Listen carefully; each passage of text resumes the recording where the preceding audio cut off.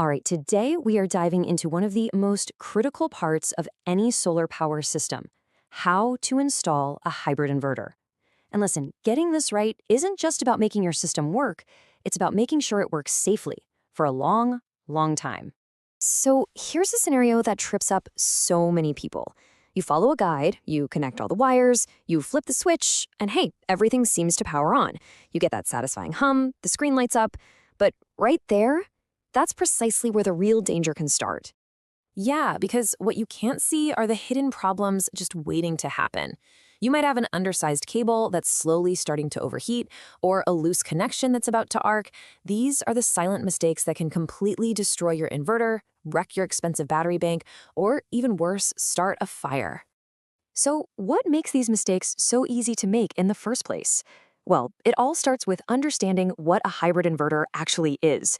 You have to think of it as the absolute control center, the brain of your entire solar operation. Everything, and I mean everything, flows through it. It's constantly juggling four major connections. You've got the DC power coming in from your solar panels, you've got energy flowing back and forth to your batteries, you might have AC power coming in from the grid or a generator as backup, and of course it's sending AC power out to your house. It's this incredibly complex dance of electricity, and the wiring has to be absolutely perfect. And here's the core issue. Most of the tutorials and simple guides you find online, they completely miss the most critical safety details. They'll show you what to connect, but they almost never explain the why. And that gap in knowledge, well, that's where things go wrong. You kind of have two different worlds here. On one side, you have the simplified installs that are all about plug and play and basic connections. But a true installer level approach is a whole different ballgame. It's about a protection-first mindset and really understanding the wiring logic so you can prevent actual real-world failures. So, what do you think is the one thing that catches nearly everyone by surprise? It's actually not the high voltage from the solar panels. No, it's something way more deceptive. 104 amps. Just let that number sink in. That's how much current a standard 5,000-watt inverter can pull from a 48-volt battery bank when it's working hard. And that massive flow of current, that is the real hidden danger. See, you hear 48 volts, and you think, that's low voltage, no big deal. But it's the current, the amperage, that generates the heat. At over 100 amps, a cable that's even a little too small literally becomes a heating element. A loose connection creates a hot spot that can easily melt plastic and, you guessed it, start a fire. And that's just one risk. Connecting the battery backward with reverse polarity can instantly kill the inverter, dead.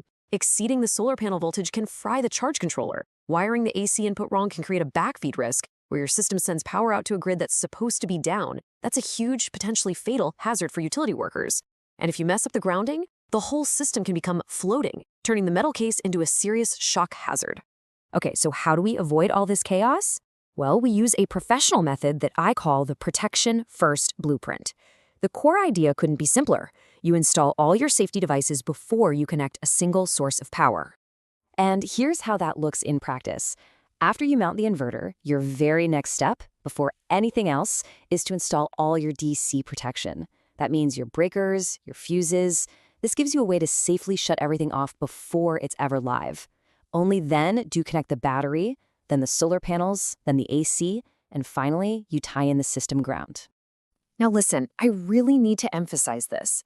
The battery connection is the moment of highest risk. There are no do-overs here. If you reverse the positive and negative terminals, even for a split second, you can send a massive surge through the inverter's sensitive electronics and permanently kill it. You have to double and triple check your polarity. So once everything is wired correctly, you might think you're ready to go, but you're not done yet.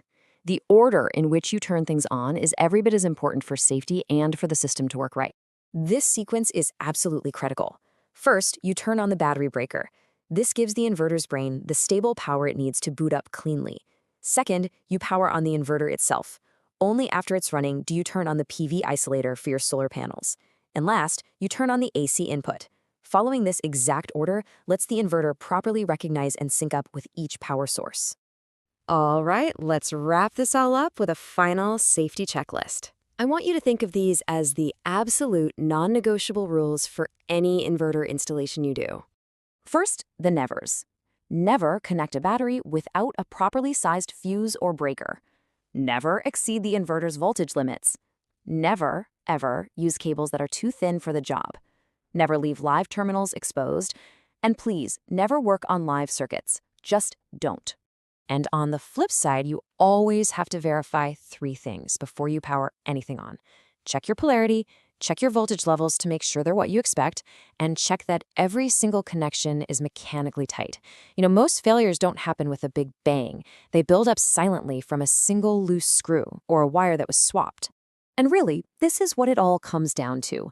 A professional, safe installation isn't just about squeezing every last watt out of your system. It's about building something that is safe for your home, that's going to be reliable for years, and that gives you that long-term stability and peace of mind. So I'll leave you with a question to think about. Of all these unseen risks we talked about, the crazy high DC current, the backfeed potential, the danger of reverse polarity, which one was the most surprising to you? Because really thinking about that is the first step toward making sure you never make that mistake.